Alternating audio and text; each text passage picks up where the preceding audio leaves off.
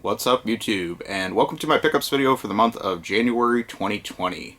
Pretty light month overall. I didn't do any travel outside of just some in-state shopping in small towns, but did get some pretty neat stuff this month for a variety of systems. You're going to see probably the bulk of the stuff is Sony related this month, but a little bit of a sprinkling from a few other different systems too.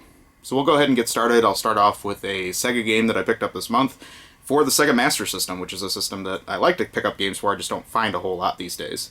And the first one of these I got is really cool. This is the original Ys game, Ys the Vanishing Omens, and really neat for a few reasons. This is complete in the box with the original poster and has the original password card that somebody filled out from back in the day, the manual and all that. What I like about this particular one is this is the Sega for the 90s variant, so it has the little sticker on there on the cartridge. It's also on the manual and on the back of the box there too. Basically, the reason those stickers exist is these were like the rebranded ones of remaining stock that Tonka had left over when Tonka gave back distribution to Sega. But always like the Ys series. It's kind of neat to have this one from where it started. I have remastered versions of this game on other systems, but just nice to have the original on the Master System. This one also is kind of notable just because it has decent artwork. A lot of these early Master System games don't really look so hot, but this one I think maintained some of the Japanese art for the cover. So very happy to have this complete and in really good condition overall. Next we'll move on to Sony systems. Like I said, that's really going to be the bulk of what the video is today. So got a few PS1 games, a system that I've slowed down on considerably over the last few months, but I did find a few things that are still interesting to me overall. First one of these I got for just a couple bucks. I didn't think this was anything special. This is Sheep Raider, a Looney Tunes game that I understand is a puzzle game. Puzzle action game, I guess I should say. I didn't think I was even going to keep this or that it was anything special. I look it up online and it's like a $40 game. I would have never suspected such a thing. So there must be something to it. I decided I'm going to go ahead and play this and make a judgment call. But I've already heard from a couple friends that this is definitely worth keeping, and don't judge it by the Looney Tunes license. That actually is a really good game. So kind of a surprise that this one is considerably valuable. I wouldn't have thought that just for a licensed cartoon game, but there must be a reason behind it. So definitely going to check that one out. The next one I got was Purposeful. This one was based on the paddle controller that I got for the PS1 last month. If you saw my last video, it was an officially licensed controller. Unfortunately, it only came out in Japan. And there is a nice list online that shows all the games that are compatible with the paddle controller. A couple of those are US releases, and this is one of them. This is Tempest X3. Pretty well familiar with the Tempest series, just for some reason I never had this one in my collection. I think it's like a watered-down variant of Tempest 2000 on the Sega Saturn, which I do enjoy. However, I do think that calling this a paddle compatible game is paddle controller compatible game. It's a bit of a stretch. The control with the paddle is incredibly sensitive to the point that it's really unplayable, and you can reassign the buttons, but the paddle controller has two buttons, and one of those automatically defaults to a pause button, and there's really two action buttons you need to play this game properly. So unfortunately you can't reconfigure it to make it just work with the two action buttons. So I don't really think that this game should belong on that list. It's not really that playable on the paddle controller. That being said, you can play it with the DualShock analog controller. It does read the DualShock stick as an analog. However, it's kind of weird because it reads the right stick as the analog stick, and it's still kind of sensitive even using that. So I can see why this one's not super desirable, probably just for control reasons more than anything else. But I would prefer to play Tempest on other systems than the PS1. The next one I got for PS1 was probably the highlight of my month as far as a game that I've really been wanting for a long time. I don't see a lot of people talk about this game, and this is an import called Cellophanes for the PS1. Very interesting release. This was by a small studio called 9 Lives that I think only really had a few other titles like Princess Maker games that they contributed to. I think this was kind of like a secret little art project that they were doing that kind of just blossomed into a game because there's just so much thought that goes into this title. Really what this is a love letter to early arcade games circa, say, 1978 to 1982. There are 12 games in this compilation, however, all of them are imaginary. And if you think about today's trends with, remakes or reissues of imaginary retro games, something that would be totally common today in the PS4 and Switch era. However, back in the PS1 era, that was very unusual and pretty groundbreaking. They really put a lot of love into this compilation. It supports a ton of controllers. It supports the paddle controller, which is the number one reason I wanted it recently. It also supports the gun con. There's several games in this that are light gun games. Of the 12 titles, 5 of them are paddle-style breakout derivatives. There's 3 light guns that are kind of like very primitive gallery shooter type games. There's a shooter, there's a couple action games, and just some other early arcade-style titles that make up the collection. Really authentic sounds, some very shrill sound effects that you would kind of associate with early arcade games and the Atari 2600. And you could just definitely tell that they really put a lot of love into this. The manual for this even has fake arcade artwork and instruction cards for each of the games. So again, just a lot of love went into this. Some cool FMV that kicks off the game with this boy that you see on the cover. I think one of the reasons I had such a hard time finding this game is the Japanese language translation of this is kind of rough. So, again, the game is titled Cellophanes, for the purpose that the early arcade games, in order to simulate color, would put colored cellophane strips over a black and white screen. So that's kind of the purpose of the name.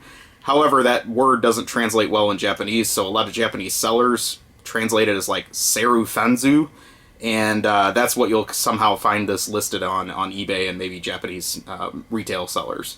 So look for that, I guess, rather than cellophanes, because I couldn't ever find it on searches with that. And once I changed how I typed it in, I was able to locate a copy of this on eBay.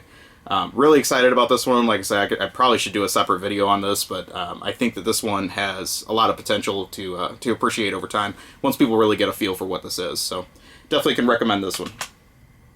Next we'll move to the PS3, and I picked up a game with a very ugly cover that I've been avoiding for a long time, and that is the Best of PlayStation Network Volume 1.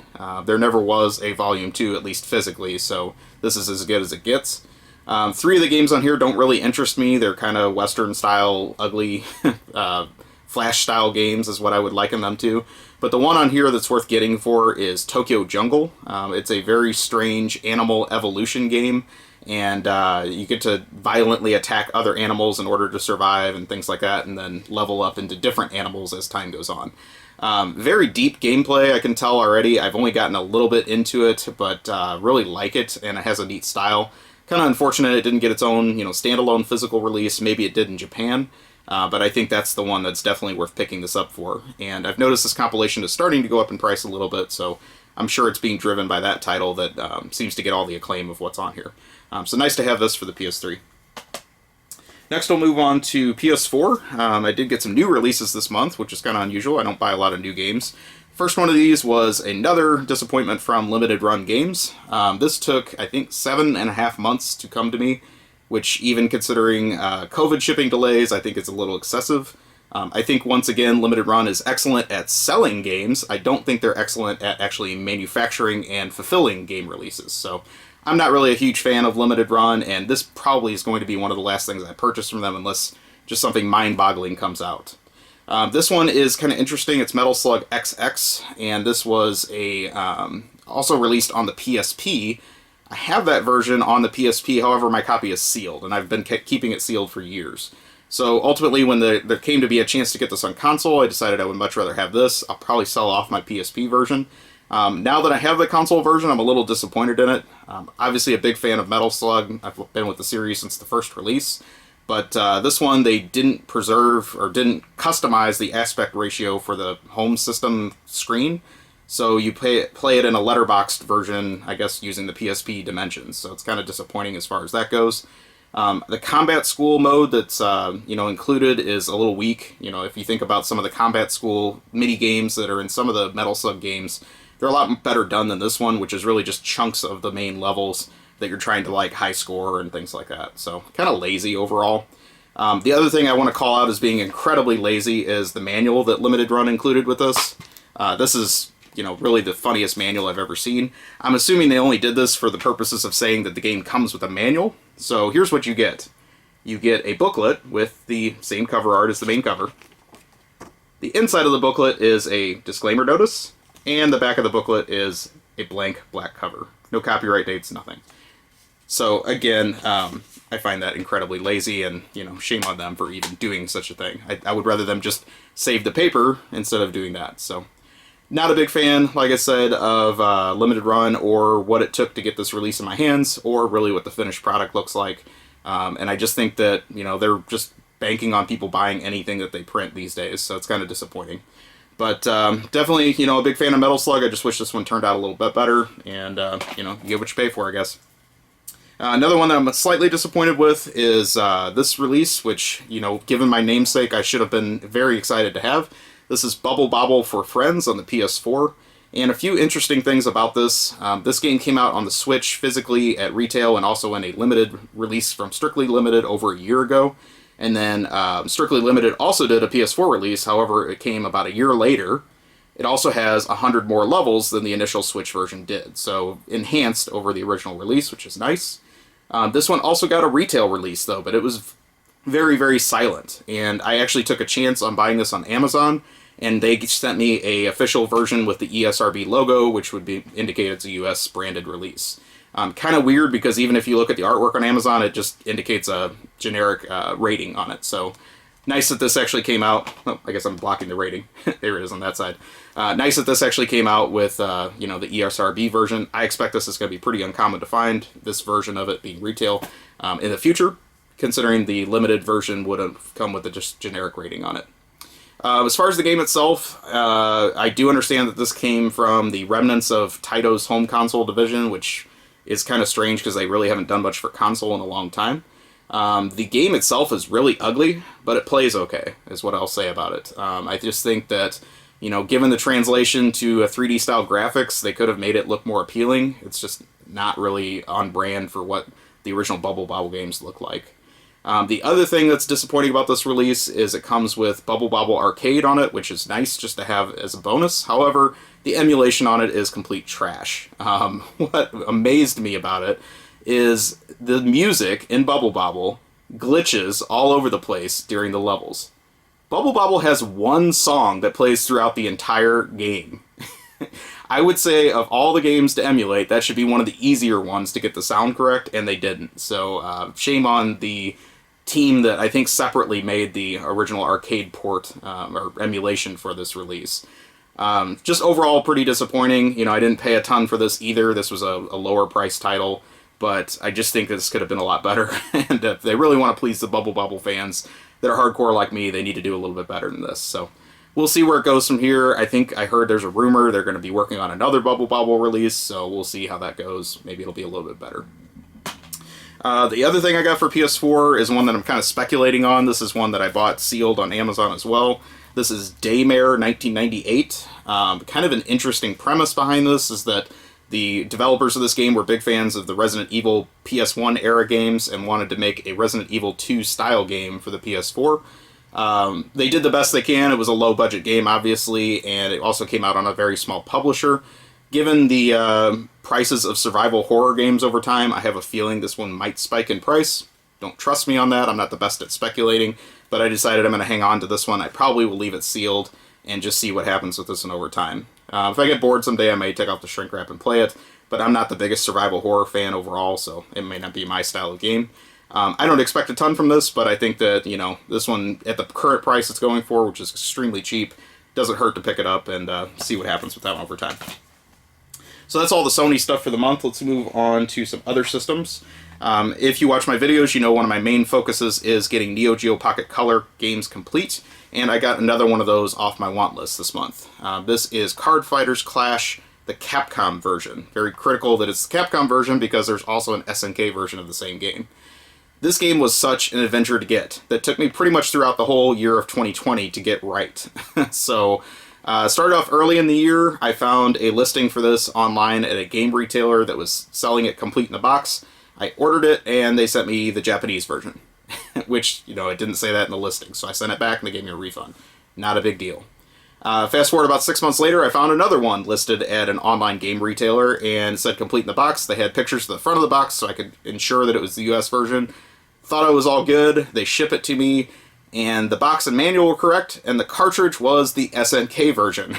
So somehow somebody had mixed up the cartridge and the box over time. So now I sent that one back. They gave me my money back, no big deal, and my adventure went on for another couple months. until finally I got this one on eBay. It's not mint by any means, but I was just ready to check this one off the list, because this really isn't one of the rarer titles for the system, but for some reason it's been a major thorn in my side to get this in the collection. I already have the SNK version complete, so again, that one's knocked off the list as well. It just gets me a little bit closer to having a complete Neo Geo Pocket Color set. I'm not the biggest card battling person, so this probably just really isn't up my alley, but I know this game has a lot of fans, and I also know that it's considered to be pretty well done, so might give this one a chance if I ever get bored someday. Another SNK related release is an upgrade for me. This is King of Fighters Neo Wave for the Xbox. This was a console exclusive on the Xbox, which was kind of cool. And my understanding is this game was an Atomic Wave arcade game, so it's kind of a unique platform that it was on, and then got translated to the Xbox. I actually had owned this for several years, but my copy was like a mangy video store rental copy that had a bunch of like sticker damage and water damage and all that. So ended up upgrading to this one that's really clean. It even came with the like warranty card in there and everything too, so I figured couldn't go wrong. And I'll just get rid of my my spare copy of this one. But I've noticed that this one is starting to go up in price. Again, I just think it's kind of a unique title for the original Xbox that probably got overlooked because, you know, so many other Xbox titles got PS2 and GameCube releases. So this one's kind of neat that it is unique to the console and other than the arcade version. Next we'll move on to some portable stuff. I did get a portable Game Boy Advance game that is loose. I'm not a big fan of buying loose games for the system, but this is Road Trip. I have been into the Road Trip series this year, the PS2 game particularly, which is a Koro Q game translated to the US. Wanted to see what the Game Boy Advance version is all about. This one is a little bit different. It has kind of a Super Mario Kart type presentation to it. It's okay, but again, it is pretty deep, so I think you would want to play this quite a bit before really making a judgment on it. I may keep this, I may get rid of it, or search out a complete copy over time, but decided I just wanted to play it, and so popped it in and played it a little bit on the Game Boy Micro this month. One other portable game I got this month was for the DS. This is Spiderman Battle for New York. I don't expect much for this. I got this for a couple bucks, but I do like some of the non-movie related Spider-Man games that came out by Activision. Some of them are actually pretty good on the Game Boy Advance and things like that, so I thought I'd give this one a shot. This was a very early DS release, so I don't expect a lot from the graphics or anything like that, but might be worth playing. This one doesn't go for a lot, so again, I don't really think I have a very high expectation, so we'll see how it goes. That is it for the games this month. I'll show you a couple other little things I got. First one of these was something that came in one of those other games that I thought was kind of worth showing. It is an MVP card for Game Crazy, the very short-lived video game store chain that was a spin-off of Hollywood Video. I remember we had like one or two of these in town at the time, and they really didn't do that well. They were trying to copy GameStop, but Hollywood Video really wasn't that financially healthy in the first place at that point. So I think it was just an outlet for them to sell their used rental games and then try to sell some new releases with it. This was their loyalty card, and I just thought it was kind of funny that it came packaged in one of the games I bought, so I thought I would show it. It's just kind of a piece of, you know, video game memorabilia from the era. I think Game Crazy went under around 2009, 2010, somewhere around then. Hollywood Video as well, so, you know, they haven't been around for quite some time, so that card is pretty old. The last thing I got, and I could use some advice for those that are really well versed on input signals for classic systems, I got an official component cable for the PS2, and this is something that surprisingly I never had. I've always been running my PS2 off RGB cables, and what I've noticed with that is the RGB cable with the FrameMeister upscaler looks really good for PS1 games when you play it on the PS2. The PS2 games don't really look their best, and I'm wondering if they might look better if I ran it through this instead. My vision has always been that RGB and component are pretty considerably equal, but maybe it's a little bit different as far as the system. I haven't plugged this in yet to see what the difference is, but I thought I would try it.